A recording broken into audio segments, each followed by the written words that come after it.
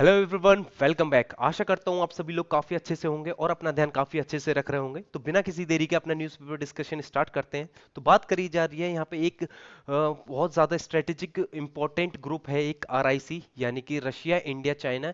ये ग्रुप जो फॉर्म हुआ था वो लेट 1990s के टाइम पे फॉर्म हुआ था। ये बनाया गया था बेसिकली जो वेस्टर्न अलायंस थे उसको काउंटर बैलेंस करने के लिए, यानी कि to counter balance the western alliance RIC was formed. तो ये उस टाइम पे बनाया गया। और आरआईसी का अगर आज भी मौजूदा हालत में देखें तो करीब 19% ग्लोबल लैंड मास ऑक्यूपाई करते हैं और कंट्रीब्यूट करते हैं 33% ऑफ ग्लोबल जीडीपी। तो काफ़ी ज़्यादा इंपॉर्टेंट रहा है ये आरआईसी इंडिया के लिए। स्ट्रेटेजिकली बैलेंस क्रिएट करके रखता था, कोऑपरेशन क्रिएट, मतलब एक तरीके का कोऑपरेशन वाली फोरम था ये हमारे लिए। जो गवर्नेंस थी ओवर आर्कटिक, उसको काफ़ी ज़्यादा ऊंचाइयां दे रहा था, यानी कि आर्कटिक ओशियंस की तरफ हमारा रशिया और चाइना के साथ मिलके हम जो एक कंट्रीब्यूट कर रहे थे, इकोनॉमिक स्ट्रक्चर जो वर्ल्ड को दे रहे थे, तो वो काफ़ी ज़्यादा रोल प्ले कर रहा था आरआईसी उस जगह पे। हाँ, तो बेसिकली अभी बात यही है कि आरआईसी के बाद हमने करीब 2001 में नया एक ऑर्गेनाइजेशन बनी, मतलब मिलके बनाई गई, जिसको नाम दिया गया ब्रिक, यानी कि उसमें ब्राजील और जोड़ दिया गया। अगर आरआईसी में देखें तो आगे हमने ब्राजील और जोड़ दिया गया तो ब्रिक बन गया है। और 2010 में जब साउथ अफ्रीका ने उसमें उसे ज्वाइन किया तो वो एक ऑर्गेनाइजेशन जो ब्रिक थी वो ब्रिक्स बन गई। और साथ में करीब 2005 और 6 के टाइम पे एक और ऑर्गेनाइजेशन बनाई गई, रशिया और चाइना ने मिलके, जिसमें सेंट्रल एशियन की कुछ कंट्रीज को लिया और उसको नाम दिया गया शंघाई कॉरपोरेशन ऑर्गेनाइजेशन, यानी कि एससीओ। वो भी हमारे लिए काफी इंपॉर्टेंट हो गया था। तो अभी बेसिकली बात करी जा रही है कि एससीओ और ब्रिक्स जितने इंपॉर्टेंट हैं उतने ही हम इंपॉर्टेंट हमारे लिए आरआईसी भी हैं। हम उनको नजरअंदाज नहीं कर सकते। भले ही हमारी आज जो फॉरेन पॉलिसी है वो हमारी वेस्टवर्ड की तरफ शिफ्ट हो रही है, तो हमारे लिए जो इंगेजमेंट है रशिया और चाइना के साथ वो आज भी मैटर करता है। यही सब बातें इसमें बोली गई हैं। ये स्टार्ट हुआ जब हमारा जून 23 को, लास्ट मंथ, जब हमने इंडिया ने डिसाइड किया कि अटेंड करेगा जो वर्चुअल मीटिंग है फॉरेन मिनिस्टर की, रशिया, इंडिया और चाइना की। ये उस टाइम पे हुआ जब हमारा जो टेंशन था वो एलएसी पे काफी ज्यादा चाइना के साथ बढ़ा हुआ था। और इसी वजह से हमारी थोड़ी एक डिफेंसिव डिफेंसिव पॉलिसी भी रही चाइना को लेके। और जो इंडिया की फॉरेन पॉलिसी है वो काफ़ी ज़्यादा डिफेंसिव और अटैकिंग दोनों हमने उस टाइम पे यूज़ करी, एलएसी के टाइम पे। तो उस दौरान हमने डिसाइड किया कि हम अटेंड करेंगे।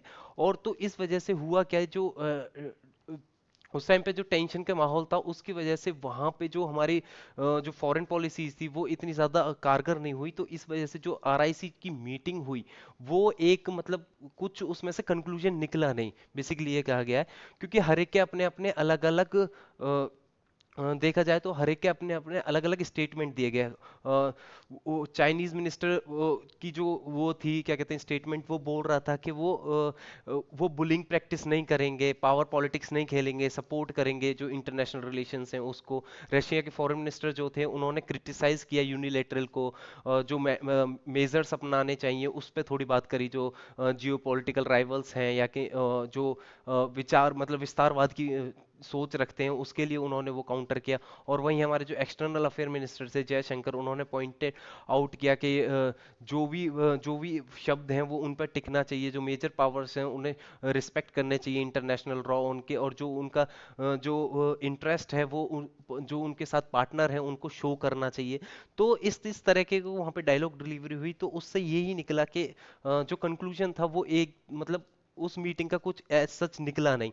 तो यही सारी चीजें बोली जा रही हैं। अगर हम पास्ट में बात करें, ये आरआईसी जो डायलॉग थे वो स्टार्ट हुए थे अर्ली 20s के टाइम पे, यानी कि अर्ली 2000 टाइम, 2000 के दौरान स्टार्ट हुए थे। जब तीनों कंट्री ने डिसाइड किया कि वो यूनिपोलर को छोड़ के एक मल्टीपोलर वर्ल्ड में एंटर करेंगे। यानी कि यूनिपोलर कैसे, कोल्ड वॉर के दौरान पे जो वर्ल्ड था वो बाइपोलर हो गया था, यानी कि एक तरफ यूएसएसआर था और एक तरफ यूएस।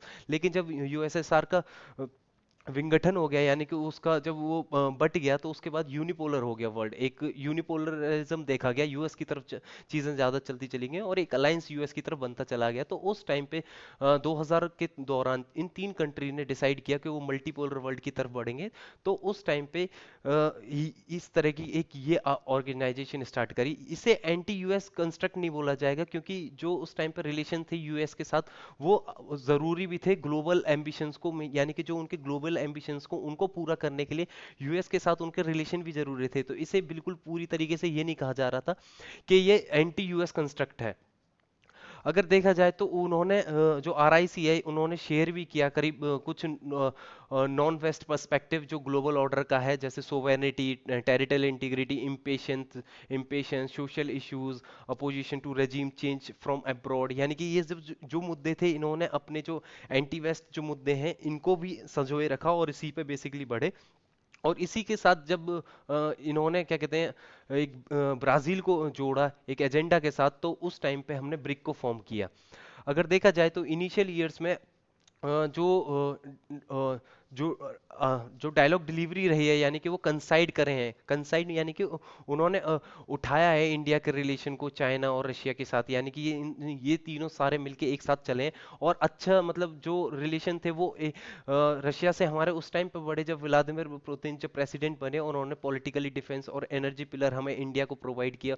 तो एक स्ट्रेटेजिक पार्टनरशिप बनी। चाइना के साथ 2003 में हमारे रिलेशन और ज़्यादा अच्छे होने लगे जब हमने बाउंड्री डिस्प्यूट पर बात करनी शुरू की और एक कोऑपरेशन के साथ एक एनकरेज किया एक दूसरे को, और मल्टी सेक्टरल सर्च के साथ हमने अपने रिलेशंस बनाए। और 2005 में हमने आइडेंटिफाई किया हमारे जो पॉलिटिकल पैरामीटर्स हैं, जो अरुणाचल प्रदेश पे जो इंडिया का इंटरेस्ट है, जो चाइना का इंटरेस्ट है, हमने उसको रिकॉग्नाइज किया और एक बॉर्डर सेटलमेंट हमने उस टाइम पे अपने म्यूचुअल अंडरस्टैंडिंग पे बॉर्डर सेटलमेंट बनाया।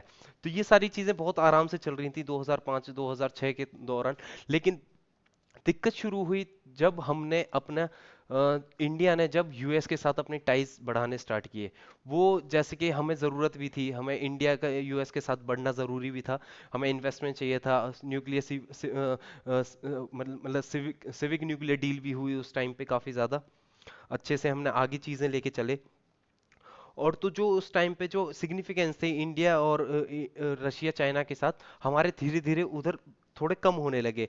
क्योंकि उस टाइम पे हो क्या रहा था, हम थोड़े रशिया से भी हम एक जो हमारा फुल टोटल डिपेंडेंस था, हमारे मिलिट्री एक्विजिशंस रहे या बाकी के और रिसोर्सेज रहे, वो हम फुली डिपेंडेंट थे रशिया पे। तो हमें भी एक सब्स्टिट्यूट ढूंढना था, तो हम रशिया यूएस की तरफ गए। तो उसकी वजह से क्या हुआ, हमारे थोड़े रशिया के साथ जो रिलेशन थे वो कम होते चले गए। और चाइना के साथ भी हमारा थोड़ा इसी वजह से चीज़ें बिगड़नी शुरू हुई जब 2005 में चाइना ने अपना जो China Pakistan economic corridor start किया। तो उस टाइम पे हमारे रिलेशन चाइना के साथ थोड़े खट्टे होने शुरू हो गए। तो उस वजह से हमारे जो रिलेशंस थे नेबरहुड में वो बिगड़ने शुरू हो गए, और रशिया के साथ हमारे हमने खुद ही कम किए धीरे धीरे, क्योंकि हमें धीरे धीरे जो हमारे टोटल डिपेंडेंस थे हम रशिया पे वो कम करना था। तो इसी वजह से हम धीरे धीरे चीज़ों को अलग वे में लेके गए। अगर हम बात करें अभी ये जो लिंक रहे इस टाइम पे, जो रशिया इंडिया चाइना के साथ जो हमारे एंगेजमेंट रहे, वो शंघाई कॉरपोरेशन ऑर्गेनाइजेशन तक ही सीमित नहीं रहे, हमने इससे आगे चीज़ें बढ़ाई। ये हमारे लिए इसीलिए भी इम्पोर्टेंट हो गया क्योंकि इस शंघाई कॉरपोरेशन ऑर्गेनाइजेशन में जो थे रशिया था, चाइना था और 4 सेंट्रल एशियन कंट्रीज भी थी इसमें। तो अभी 2017 में इंडिया और पाकिस्तान को मेंबरशिप भी दे दी एससीओ ने। तो अभी 8 हो गए हैं, यानी कि इस जो 8 मेंबर ऑर्गेनाइजेशन हो गई है शंघाई कोऑपरेशन ऑर्गेनाइजेशन जो है। और सेंट्रल एशिया स्ट्रेटेजिकली इम्पोर्टेंट भी था, तो इसीलिए हम एससीओ की तरफ ज़्यादा झुकाव होने लगा हमारा, क्योंकि पहले से ही हमारा ये है कि हमें सेंट्रल एशिया की तरफ थोड़ा बढ़ना है, और सेंट्रल एशिया से हमें रशिया में एंटर करना है बाय लैंड मास, लैंड के थ्रू। तो और इसी के लिए हमने रशिया और इंडिया ने एक उस टाइम पे एक रोड इनिशिएटिव, सी रोड और रेल लिंक इनिशिएटिव भी स्टार्ट किया था through Iran to Afghanistan and to Central Asia then to Russia. तो ये हमारे जो बायलैटरल टाइज थे वो काफ़ी ज़्यादा इंपॉर्टेंट रहे इंडिया रशिया चाइना के साथ में। और जो डिफेंस और एनर्जी पिलर थे इंडिया के पार्टनरशिप के साथ रशिया के साथ, वो हमेशा से स्ट्रांग ही रहे हैं। और जो हमारे लिए रशिया जो इसीलिए भी इंपॉर्टेंट रहा क्योंकि वहाँ पे एबेंडेंट नेचुरल रिसोर्सेज हैं, जो कि हमारे जो मटेरियल सिक्योरिटी है एक तरीके से वो प्रोवाइड कराता है रशिया हमारे लिए। और इस टाइम पे कोविड 19 के टाइम पे जो हमें जहाँ रॉ मटेरियल इतना ज़्यादा चाहिए, तो वह कहीं ना कहीं हमें इसकी और ज़्यादा इंपॉर्टेंस दिखा दी कि रशिया हमारे लिए क्यों इतना ज़्यादा इंपॉर्टेंट है। और साथ में हम अगर चाइना के साथ देखें, जो रीसेंट डेवलपमेंट्स रहे हैं हमने अपने जो बायलेटरल एक बायलेटरल रिलेशन में थोड़ा खट्टापन तो आया है, लेकिन हमें जो डिसएंगेजमेंट है वो हमारे लिए एक सॉल्यूशन नहीं है। हमें मिलके साथ में काम करना चाहिए, क्योंकि टेक्नोलॉजिकली कहीं बहुत ज़्यादा आगे है चाइना अगर देखा जाए तो। इसी वजह से हम अपने जो बॉर्डर इश्यूज हैं उनको रिजॉल्व कर पाएंगे, टेक्नोलॉजी और इकोनॉमी को साथ में लेके चल पाएंगे। अभी बात हो रही है कि आरआईसी के लिए क्या ये चीज इतनी ज्यादा इंपॉर्टेंट थी। तो आरआईसी के लिए सबसे ज्यादा इंपॉर्टेंट एक जो रूम था, वो रूम ये है कि जो इंडो पैसिफिक का रीजन है वो, अगर हम देखें तो इंडिया के लिए जो है ज्योग्राफी की स्पेस है ये एक तरीके का, जिसमें इकोनॉमिक वाइज हमारे लिए काफ़ी फीजेबल है, सिक्योरिटी इंपॉर्टेंस है, कोऑपरेटिव ऑर्डर एक प्रिवेंट देता है डोमिनेंस, मतलब हमारे लिए जो वहाँ पे एक्सटर्नल पावर जो एक डोमिनेंस करे तो हमें उसको रोकना है। तो ये एक ज्योग्राफिक स्पेस है इंडिया के लिए। और चाइना कैसे देखता है इंडो पैसिफिक रीजन को?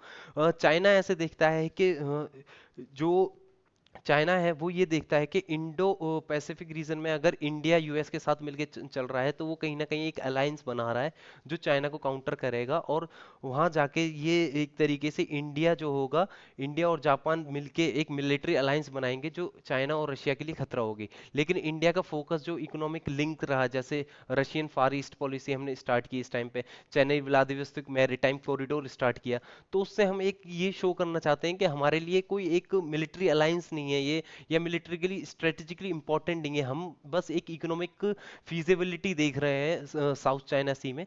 तो हमने ये शो किया कि हम अगर व्लादिवोस्तोक तक जा रहे हैं, हमारा Chennai Vladivostok maritime corridor start हुआ है, तो ये हमने रशिया को ये चीज़ दिखाई, हमने शो करना चाहा कि हमारा इंटरेस्ट इस टाइम पे इसमें कोई स्ट्रेटेजिकली इम्पोर्टेंस इसकी इतनी ज़्यादा नहीं है जितनी हमें इकोनॉमिक वाइज इम्पोर्टेंस है। तो कहीं ना कहीं ये चीज़ रशिया ने भी समझी। और जो है चाइना को डर सिर्फ इस बात का है कि अगर इसमें इंडिया ज़्यादा बढ़ा तो कहीं ना कहीं वो अलायंस बन के रहेगा यूएस का, और यूएस जो आगे जाके दिक्कत दे सकता है चाइना को। तो इसके लिए उस जगह पे बहुत ज़्यादा दिक्कत रही। अगर हम बात करें अगर आरआईसी की डायनेमिक्स पे, वो काफ़ी ज़्यादा सेंसिटिव है, हमें कन्फिग्रेशन करनी चाहिए रशिया और चाइना के ट्रायंगल के देखते हुए। यूएस को थोड़ा सा हमें अलग करना चाहिए, जहाँ पे हमें अगर बायलेटरल रिलेशंस की बात आती है तो हमें बायलेटरल ही चलना चाहिए, एक मल्टीलैटरिज्म उस जगह पे थोड़े कम करना चाहिए। जो कन्फिग्रेशन था वो 2008 में एक और बार चेंज हुआ था जब एक ग्लोबल क्राइसिस आया था। फिर 2014 में जब रशिया ने क्रीमिया का एक्सेशन लिया, यानी कि क्रीमिया को हथियाया था रशिया ने, उस टाइम पे इसमें काफ़ी चेंज आया। फिर अभी जैसे कोविड 19 आ गया है तो ये भी कोई एक चेंज ट्रिगर कर सकता है, एक मॉड्यूलेट कर सकता है जो आउटकम है यूएस इलेक्शन के बाद, यानी कि यूएस प्रेसिडेंशियल इलेक्शन के बाद भी कुछ चेंज आ सकता है। जो इसका नेचर होगा, इम्पैक्ट होगा चेंज का, वो क्या होगा क्या नहीं, ये अभी अननोन है, ये अभी कुछ कह नहीं सकते। लेकिन अगर देखा जाए तो अगर हम डीपली देखें तो आरआईसी बहुत ज़्यादा इम्पोर्टेंट हो जाता है अगर हमें अपने एशिया यानी कि साउथ एशिया पे हमें South Asia sorry South China Sea पे भी अगर हमें इकोनॉमिक फीजिबिलिटी देखनी है और इधर हमें सेंट्रल एशिया में एंटर होना है, तो हमारे लिए ये आरआईसी भी बहुत ज़्यादा इंपॉर्टेंट हो जाता है। That's all for this. अगर हम थोड़ा सा शंघाई कोऑपरेशन ऑर्गेनाइजेशन के बारे में बात करें, तो शंघाई कॉरपोरेशन ऑर्गेनाइजेशन बेसिकली जो मेंबर स्टेट्स हैं वो आपको यहाँ पे दिख रहे होंगे। रशियन फेडरेशन है, Republic of Kazakhstan, Kyrgyz Republic, Republic of Uzbekistan, Republic of Tajikistan, Republic of India, Islamic Republic of Pakistan and People's Republic of China. ये 8 कंट्री हैं जो मेंबर स्टेट हैं Shanghai Corporation of Shanghai Cooperation of Organisation की। इसे Shanghai pact भी बोला जाता है क्योंकि ये 2001 में फाउंड किया गया था, और ये एक यूरेशियन पॉलिटिकल इकोनॉमिक और मिलिट्री ऑर्गेनाइजेशन है। 8 मेंबर हैं, आपको बता ही दिया है। और भी काफ़ी ज़्यादा इम्पोर्टेंट हैं इसके, काफ़ी चीज़ें हैं अलग से देखा जाए तो। अगर हम बात करें, एक रैट्स करके है, मतलब एंटी टेररिज्म का एक ऑर्गेनाइजेशन, इसी के एक अंडर एक ऑर्गेनाइजेशन बना रखी है, वो काफ़ी ज़्यादा इम्पोर्टेंट हो जाती है। अभी इसकी एक वो एक्सरसाइज भी हुई थी। तो रिसेंट इश्यूज में आप एक बार जाकर शंघाई ऑर्गेनाइजेशन देख सकते हैं। अब बात कर रहे हैं डीपर डिगर की, डिगिंग डीपर। अभी सेंट्रल ने वैसे बोला भी है कि सेंटर अनेबल है स्टेट जीएसटी पे करने के लिए, ऐसे ऑफिशियल्स ने भी बोला है। और अभी जो पहली एक बोल सकते हैं एक इंस्टॉलमेंट दी गई है स्टेट्स को जीएसटी की एज अ कंपनसेशन, जो कंपनसेशन दिया जाता है बेसिकली 2017 में जब इसको रिलीज किया गया, जीएसटी को लॉन्च किया गया, तो उस टाइम पे जो बकाया उस टाइम पे रह रहा था सेंटर पे, तो उस टाइम पे बोला गया जो एक शेयर वाइज जो डिस्ट्रीब्यूट होता था, जो टैक्स आता था इनडायरेक्ट टैक्स बेसिकली, तो उस टाइम पे इनको बोला गया था कि हम कंपनसेशन आपको इंस्टॉलमेंट्स में देंगे स्टेट्स को। तो अभी बोला जा रहा है कि सेंटर को खुद दिक्कत हो रही है, जीएसटी कलेक्शन जो हो रहे हैं जैसे जैसे घट रहे हैं, तो जो कंपनसेट देने थे स्टेट्स को वो कहीं ना कहीं दे नहीं पा रही हैं। इस तरह की ऑफिशियल्स ने भी चीज़ें बोली हैं। अगर देखा जाए कि 4 महीने हो गए हैं फाइनेंशियल ईयर 2020-21 को, और फाइनली मैनेज टू पे स्टेट द कंपनसेशन जो ड्यू थे पिछली साल तक के, प्रीवियस ईयर तक के, जो जीएसटी रेजीम के अंडर आते हैं। इससे क्या कहते हैं, स्टेट्स को एक ब्रीथर यानी कि एक अच्छा पैसा मिला है, और उससे वो कोविड 19 को अब आराम से अपने बलबूते पे भी टैकल कर पाएंगे। पहले सेंटर की तरफ देखना पड़ता था कि पैसा मिले तब वो थोड़ी चीज़ें अपने वहाँ पे अपने इम्प्लीमेंट कर पाएं, हेल्थ हेल्थ सेक्टर में लगा पाएं। तो अभी स्टेट्स के लिए पैसा है, तो स्टेट्स पे पैसा है तो वो आराम से चीज़ें अपने एंड पे भी चीज़ें देख पाएंगे। तो ऐसा बोला जा रहा है, और वनरेबल सेक्शंस पे ज़्यादा ध्यान देंगे।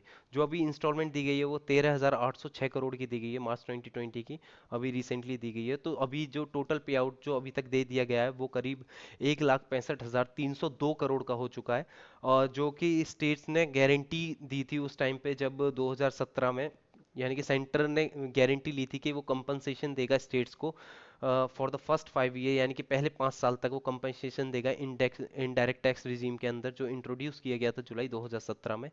अब जैसे जैसे इकोनॉमी हमारी डाउन होती जा रही थी, इकोनॉमिक रिसेशन इंडिया में आया हुआ था, अच्छे से जो इतने रिफॉर्म हुए, इकोनॉमिक रिफॉर्म जिन्हें बोला गया, जैसे डिमोनेटाइजेशन या जीएसटी इम्प्लीमेंटेशन रहा, तो इसकी वजह से क्या था, हमारी इकोनॉमी वैसे ही डाउनग्रेड होती चली गई। और फिजिकल ईयर में अगर प्रीवियस फिजिकल ईयर में देखें तो वहाँ पे भी ग्रोथ काफ़ी डाउन रही, और पेंडेमिक के टाइम पे भी काफ़ी ज़्यादा नीचे इकोनॉमी हमारी आ चुकी है। तो अभी अजम्पशंस यही लगाए जा रहे हैं कि आने वाले टाइम में ये और ज़्यादा हर्ट करने वाली हैं चीज़ें। और ऑफिशियल्स ने बोल भी दिया है कि सेंटर के पास पैसा ही नहीं है कि वो पे आउट भी दे पाए स्टेट्स को as per the GST, state GST. अगर हम बात करें जो कंपनसेशन था under GST last year was almost 70,000 crore, जो कि काफ़ी ज़्यादा कम था, जो एक पेमेंट देना था स्टेट्स को उससे काफ़ी ज़्यादा कम था। और ये गैप जो है वो धीरे धीरे फर्दर और ज़्यादा बढ़ेगा, जिस तरीके की इकोनॉमिक कॉन्ट्रैक्शन देखा जा रहा है, और जीएसटी कलेक्शन में एक सिंक होता जा रहा है, जो गिरावट आती जा रही है, तो ये जो गैप है ये काफ़ी ज़्यादा बढ़ने वाला है। और पीपल जो लोग हैं ये काफ़ी ज़्यादा सफ़र करने वाले हैं। और बेसिकली ये जो कंपनसेशन होता था ये सेस बेसिकली उस पे था जो लग्जरी गुड्स वगैरह जो स्पेंडिंग्स होती थी, और जो कैपिटल कंजर्व कैपिटल जो एक उस टाइम पे उस पे जो टैक्स लगता था उसके बेसिस पे जो कंपनसेशन दिया जाता था वो दिया जाता था। लेकिन पेंडेमिक की वजह से चीज़ों में लोगों की सोच में भी थोड़ा चेंज आया है, वो खर्च इतना नहीं कर रहे हैं क्योंकि उनके पास बेसिकली 3 महीने का तो लॉकडाउन ही रहा, तो उसमें कोई फाइनेंशियल एक्टिविटी रही नहीं, तो उनके पास भी पैसा इतना ज़्यादा ऐसा है नहीं कि कुछ एक लेविश लाइफ इस टाइम पे जिए, कोई लग्जरी गुड्स भी प्रेफर करे। तो उसकी वजह से भी चीज़ें चेंज हो गई हैं, और उसकी वजह से एक गैप और आगे देखने को मिल सकता है। अभी जो रिसेंटली जीएसटी काउंसिल की मीटिंग हुई जून में, और जो फाइनेंस मिनिस्टर हमारी नीलम से, उन्होंने कहा कि ये जो काउंसिल है वो कन्वीन करेगा, जुलाई में दोबारा से डिस्कस करेगा इस चीज़ पे कि हम और क्या पॉसिबल अल्टरनेटिव्स देख सकते हैं जो इस तरीके की सिचुएशन अराइज हो रही है उस पर। लेकिन अभी तक कोई मीटिंग हुई नहीं है, आज 29 जून हो चुकी है, तो इसकी कोई अभी तक मीटिंग हुई नहीं है। और जो सॉल्यूशन बताया जा रहा है, मतलब जो बेसिकली इसके लिए जो सॉल्यूशन बता रहा है तो वो यही है जो ऑफिशियल्स दे रहे हैं सॉल्यूशन के, सेंटर को एक स्पेशल लोन देना चाहिए फर्दर फ्यूचर जीएसटी सेस को प्रोवाइड कराने के लिए, स्टेट्स को देने के लिए, कंपनसेशन प्रोवाइड कराने के लिए उन्हें एक स्पेशल लोन्स लेना पड़ेगा, ऐसी चीज़ें बोली गई हैं। और हाँ, कहा जा रहा है कि पेंडेमिक ने इकोनॉमी को एक उसमें केओस में तो डाल दिया है, केओस भी आ चुका है, तो इसकी वजह से नॉर्थ ब्लॉक जो है वो खुद मिजरेबल कंडीशन में है, उसे खुद नहीं पता है कि वो खुद अंडरस्टैंड नहीं कर पा रहा है कि क्या क्या सॉल्यूशन इसमें निकालें और क्या चीज़ें करें, तो उसके सामने खुद मल्टीपल चैलेंजेस हैं। But with the third of the physical year almost over, अगर देखा जाए तो 3 साल जो थर्ड फिजिकल ईयर खत्म होने को ही आ गया है, तो सेंट्रल स्टेट्स का जो बैटल है वो बेसिकली वायरस के लिए ज़्यादा इफेक्टिव होना चाहिए इस टाइम पे, उस पर ज़्यादा लड़ाई करनी चाहिए। और जो एक सर्टेनिटी और जो एक क्लैरिटी नहीं है वो उसके लेके क्लियरिटी देनी चाहिए स्टेट्स को भी, कि कितना पैसा वो किस किस तरीके से प्रोवाइड करेंगे, क्योंकि स्टेट्स के पास पैसा बचा नहीं है, वो खुद वेट कर रहे हैं कि सेंटर उनकी हेल्प करेगा, और सेंटर के पास खुद पैसा नहीं है। तो इस चीज़ में एक क्लियरिटी दी जाए, और कैश कैश का डिस्पोजल कैसे हो ये भी एक क्लियर किया जाए। That's all.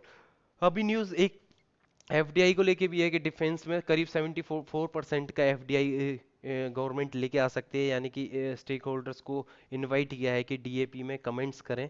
बेसिकली डीएपी पहले जो डीपीपी थी, यानी कि डिफेंस प्रोक्योरमेंट प्रोसीजर था जो 2020 का, उसको चेंज कर दिया है, डिफेंस एक्यूजिशन प्रोसीजर कर दिया है, जो कि पब्लिक डोमेन में रख दिया गया है। इसका सेकंड ड्राफ्ट दिया गया है। तो इसमें बोला जा रहा है, स्टेक होल्डर से इसमें राय मांगी गई है कि 74% का हम कर सकते हैं या नहीं। तो होप सो नहीं, मतलब पूरी तरीके से इस तरीके की न्यूज़ है कि करीब 74 का एफडीआई डिफेंस में आ सकता है, ऐसा वीएल कांथाराव जो additional secretary department of defence production, उन्होंने बोला है। और ये नोटिफिकेशन जो है कुछ नेक्स्ट फ्यू डेज में आ भी जाएगा लाइम आगे क्या कहते हैं पब्लिक डोमेन में।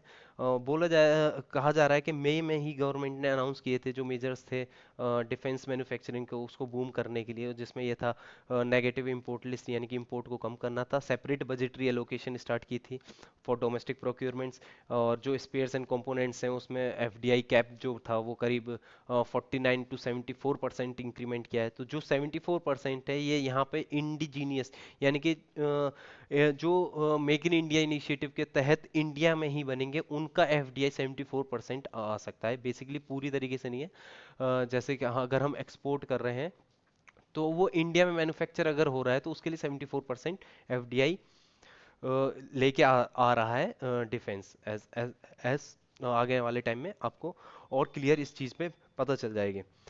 डब्ल्यू यानी कि वर्ल्ड वाइड फंड ने अभी वर्ल्ड वाइड फंड ने एक रिपोर्ट निकाली है, उसमें बोला है कि करीब 3 बिलियन एनिमल्स इफेक्ट पड़े हुए हैं, जिसमें कोअलाज हैं, कंगारूज हैं, और जो वहाँ के नेटिव ऑस्ट्रेलियन एनिमल्स हैं वो पूरी तरीके से किल हो चुके हैं या डिस्प्लेस हो चुके हैं। जो बुश फायर उस टाइम पे ऑस्ट्रेलियन बुश फायर हुई थी 2019, यानी कि 2020 दिसंबर और जनवरी मंथ के टाइम पे।